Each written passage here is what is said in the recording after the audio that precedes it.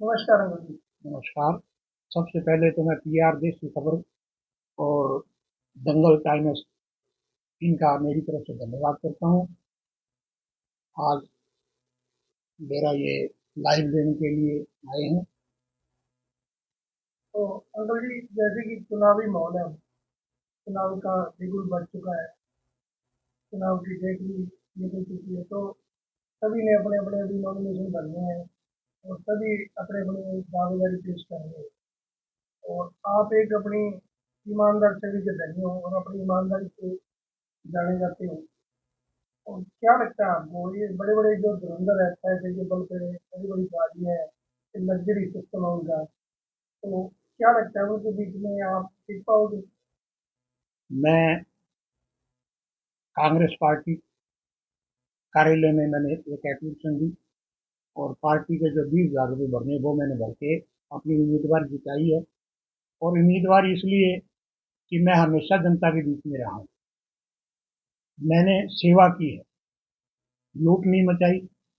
Congress party का सत्ता सिपाही के रूप में मैंने काम किया है और काम के नाम से मैं लोगों के बीच में जाऊंगा। अगर कांग्रेस पार्टी मुझे टिकट देती है तो मैं गारंटी के साथ कहता हूँ, धुरंधर कितने भी हो, धन बल सबको और आगे दिखाऊंगा। कि मैंने पहले भी नगर पार्षद के चुनाव लड़े, मेरी पत्नी को भी मैंने लड़ाया है। मैंने कभी चुनाव में पैसे खर्च नहीं किए। जो चुनाव में पैसे खर्च कर रहे हैं वो जनता को लूटते हैं, भ्रष्टाचार फैलाते हैं। मैं भ्रष्टाचार के खिलाफ ईमानदार छवि का व्यक्ति हूँ। मैंने कभी भी आज तक नौकरी के अंदर पैसे नहीं खाए, काम के नाम पे पैसे नहीं खाए, किसी भी ऑफिसर की दलाली नहीं की। हाँ, ये तो आपको मिल जाएंगे, किसी पुलिस वाले ने पैसे लिए उसके डबल दिलाए हो, लेकिन ये कहने वाला कोई नहीं मिलेगा हमारे से पैसे दिलवाए हो किसी को। तो जैसे कि अब सभी अपनी अपनी दावेदारी कह रहे हैं, वो कह रहे हैं हमें टिकट मिलेगी, वो कई कह रहे हैं अभी हमारी जो टिकट जैसे पक्की हो चुकी है, अपने अपने मोहरे खुद ही लगा रहे हैं। तो आपको क्या लगता है, कांग्रेस पार्टी किस पे दाव कर सकती है? ऐसा है कि हर उम्मीदवार कहता है कि मुझे टिकट मिलेगी, और हर किसी का लोकतंत्र में अधिकार है टिकट मांगना लेना। हाई कमांड, कांग्रेस की राष्ट्रीय पार्टी है ये, हाई कमांड जिसको भी टिकट देगी वो बड़े ताकत के साथ इलेक्शन लड़ेगा। लेकिन मैं मेरी कहना चाहता हूँ, अगर मुझे कांग्रेस टिकट देती है, मैं गारंटी के साथ कहता हूँ कि मैं चुनाव हारूंगा नहीं। जनता मुझे चुनाव जिताएगी, मैं जनता का उम्मीदवार के तौर पर बीच में जाऊंगा। और इसका मैं अभी उदाहरण देता हूँ। पीछे लोकसभा का चुनाव हुआ, बहन शैलजा जी ने यहाँ कांग्रेस के उम्मीदवार के रूप में चुनाव लड़ा। कोई लीडर कहे कि मैंने जिताई है, ये बिल्कुल झूठ है। जनता ने जिताया है। शैलजा जी का इलेक्शन जनता का इलेक्शन था। इसी तरह प्रेम शर्मा को अगर कांग्रेस पार्टी ने टिकट दी तो मैं जनता का उम्मीदवार बन के इलेक्शन जीत के विधानसभा में और कांग्रेस के साथ खड़ा नहीं दूंगा और जनता की सेवा करूंगा। यही एक मेरी बात है। तो जैसा कि कभी पिछले एमपी के चुनाव हुए, सभी ने किसी तरह की गुटबाजी नजर नहीं आई, सभी ने ईमानदारी से बड़े भारी बहुमत से शैलजा जी को जिताया। तो आगे जो विधानसभा चुनाव है, क्या लगता है इसमें किसी तरह की गुटबाजी होगी? नहीं, देखो, गुटबाजी होती नहीं है, ना कभी गुटबाजी थी। टिकट मांगने तक हर कोई सी की लड़ाई होती है। मैं मेरी अपनी दिखाऊंगा ताकत, दूसरा उम्मीदवार अपनी ताकत दिखाएगा। लेकिन कांग्रेस में हमेशा चुनाव से पहले गुटबाजी नजर आती है। जब टिकट मिल जाती है ना, सभी लोग उसके साथ, जितने भी उम्मीदवार है वो सब उसके साथ लगते हैं। अगर मुझे टिकट मिल गई, दूसरे उम्मीदवार है वो मेरा साथ देंगे। उनको किसी को टिकट मिल गई तो मैं भी उनके खिलाफ नहीं जा सकता, कि कांग्रेस पार्टी में कांग्रेस का विरोध नहीं कर सकता। हम एक है, अलग अलग अपनी उम्मीदवार जिताते हैं, अलग अलग अपनी ताकत दिखाते हैं। और मैं स्पष्ट कह रहा हूं कि मैं जनता का आदमी हूं, जनता के बीच में रहा हूं। मुझे कोई भी प्रदर्शन करने की जरूरत नहीं है, भीड़ इकट्ठी दिखाने की जरूरत नहीं है। भीड़ तो कोई कैसे भी कर सकता है, मैं उन पर भरोसा नहीं करता। मैं तो प्रैक्टिकल का आदमी हूँ। अंधे वाली बात है, गप्फी मावेगा नहीं मानना भी मेरे गप्फी मारे। तो मैं तो क्लियर करता आदमी हूँ। टिकट कांग्रेस मुझे देगी, मेरे पर विश्वास रखेगी तो मैं जीत जीत मेरी निश्चित है। जो सामने जो उम्मीदवार है वो चाहे 100 करोड़ रुपया खर्च कर दे, मैं कोई पैसा खर्च नहीं करूंगा। बिना खर्च करे हुए पहला आदमी हूँ जो एमएलए बनूंगा। क्योंकि इसका उदाहरण है, मैंने पहले 3 बार नगर पार्षद रहा हूँ। कोई शहर का आदमी कह दे मैंने 10 रुपया भी खर्च किया हो, मेरे तो नॉमिनल्स का पैसा ही जनता भरती है, इसलिए जनता का उम्मीदवार हूँ मैं। मुद्दों पे बात करते हैं। अब पिछले जो मौके की जो सरकार थी, अब जो भंग हुई सरकार, तो अब अभी जो इलेक्शन डेट डिक्लेयर हुई है, उससे पहले उन्होंने विकास कार्यों के लिए सैकड़ों करोड़ रुपए सरकार से बजट हुआ। तो पिछले भाजपा के कई नेता उनके गुणगान भी कर रहे थे कि 300 करोड़ रुपए से ज़्यादा अभी शहर के विकास कार्य भी खर्च किए। तो क्या लगता है आपको, भी शहर में लगभग अभी भी समस्याएं तो उतनी की उतनी है, जगह जगह वही हालात है, वही कूड़े के ढेर है, वही सीवर नाली ब्लॉकेज, गंदा पानी पीने के लिए कई नालियाँ टूटी पड़ी हैं, सीवरेज ब्लॉक है, सड़कें टूटी पड़ी हैं, सड़कों में खड्डी है। पिछले दिनों एक डॉक्टरेट लड़की सड़क में खड्डों की वजह से उसकी डेथ हो गई। तो क्या लगता है आपको, क्या प्रॉपर विकास हुआ है? नहीं, मुझे नहीं लगता कि विकास हुआ है। पैसे आए हैं और पैसे कागजों में लगे हैं। बीजेपी ने विकास तो कराया ही नहीं, ना विकास करवाना चाहती है। ये तो उलझा के रखती है, मुद्दों की बात नहीं करती। और बेरोजगारी बढ़ी है, विकास कहीं नहीं है। विकास के नाम के पैसे आते हैं, वो सड़कों पे लगते नहीं, एस्टीमेट बनते हैं कागजों के अंदर, उनके चेक कर जाते हैं। इस सरकार के अंदर किसी भी आम जनता को कोई उम्मीद नहीं है कि विकास हो, और आगे भी उम्मीद नहीं है। 9 साल, 9.5 पौने 10 साल हो गए यूनिवर्सिटी। आप एक मेडिकल कॉलेज को ले लो, चीफ मिनिस्टर जितनी भी आया है, जितनी बार आया है, मेडिकल कॉलेज की घोषणा करके गया, लेकिन मेडिकल कॉलेज की कोई नींव तक तक किसी ने रखा तो बताओ।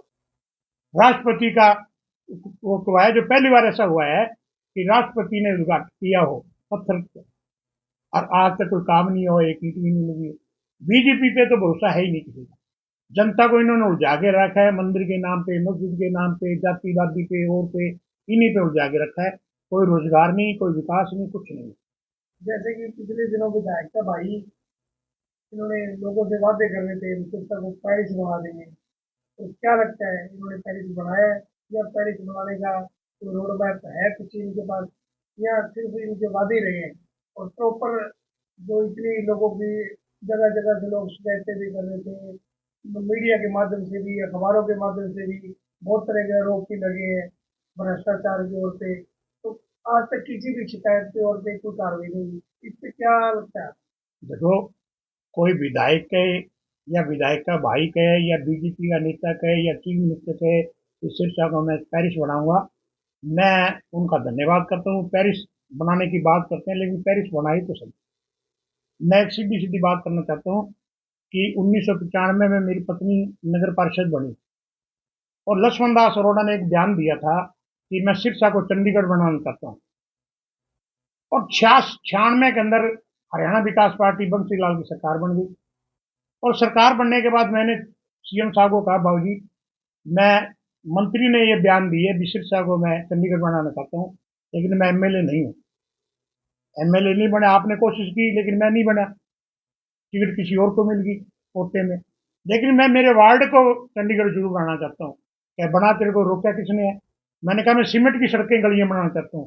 तो जो उसका था ना, अरे सुसरे, कहते सीमेंट की सड़कें गलियां बनी है, तो उन्हें मेरा चौक देखे ना, चीफ मिनिस्टर रह गया, रेल मंत्री रह गया, रक्षा मंत्री रह गया, 4 बार, चौथी बार मुख्यमंत्री बना हूं। मेरी कोठी के अंदर ईंटें देखी आपने, मगर पट ईंटें हैं, तो मेरी कोठी के अंदर चौक में पट ईंटें लगी है, तू कहता सीमेंट की सड़कें बनाऊंगा। तो मैंने मंजूरी करवाई, सीमेंट की सड़कें आज सारे हरियाणा में बन रही है। मैंने शुरुआत कराई मेरे वार्ड, और मेरा वार्ड मैंने चंडीगढ़ बना के दिखाया, सीवर लाइन, वाटर लाइन, सारा काम मैंने करके दिखाया। तो वो होता है पहले करके दिखाना, और कहने में अंतर होता है। मैं तो चाहता हूँ जो कहे ना, उससे पहले करके दिखाओ। तो मुख्य की जो विधायक जी है, वो शिवपुरी पे इसकी रेनोवेशन के लिए करोड़ों रुपए खर्च कर रहे हैं। तो इसके रोड का कोई सुधार नहीं है, रास्ते में कूड़े के डंप है, सड़क टूटी हुई है, आज तक किसी तरह का कोई नया पैसा भी लगाया नहीं इसमें। आगे जब हो सकता है 2 बार बन गई है। इसको क्या लगता है? नहीं, मैं ये चाहता हूँ, मेरे विचार है, जब मैं नगर पालिका का पहली बार नगर पार्षद बना, तो लीला कृष्ण नेता प्रधान था। मैंने नेता जी को कहा जी, इस सड़क पे सभी को जाना है, इस पे कोई भेदभाव नहीं होना चाहिए, और ये सड़क बननी चाहिए। उस टाइम भी बनवाई। आज भी मैं ये चाहता हूँ कि शमशान जो भूमि है, उसका विकास की बात चल रही है, नई डेवलपमेंट हो रही है, सुंदर बनाने की बात है, अच्छी बात है, होनी चाहिए। लेकिन सड़क भी मैं चाहता हूँ कि बढ़िया सड़क बने, वहाँ पानी पूनी की निकासी हो, बरसात के समय पानी अगर कोई अर्थी लेके जाता है तो ये डर रहता है कि अर्थी कहीं गिर ना जाए। इसलिए ये शमशान भूमि जो है शिवपुरी, ये सभी की है, यहाँ सबको जाना है, बड़े को भी जाना है, छोटे को जाना है, अमीर को जाना है, गरीब को जाना है, सबको यहाँ जरूर जाना है, अलग जगह किसी की नहीं है, इस दीवारदारी में सबको जाना है। इस समय अनेक ऐसे छोटे छोटे रोजाना हादसे होते हैं, जो हमारा पशु होता है। उस शिक्षा को कैटल फ्री का अवार्ड भी मिला हुआ है। तो क्या लगता है आपको, ये हमारा पशु तो आज भी सड़कों पर उतने ये कैटल फ्री का जो अवार्ड है ना, ये सब फर्जी है। और मैं डीसी साहब से भी अपील करता हूँ, सरकार से भी अपील करता हूँ, यहाँ के विधायक से भी अपील करता हूँ कि गौएं और नंदी घूमते हैं, कागजों में उनके ठेके भी हुए पकड़ने के नाम पे 1300 कुछ रुपए पर पशु के हिसाब से, लेकिन वो पकड़े नहीं जाते, उनका उनके पैसे जो है ना वो ठेकेदार को मिल रहे हैं।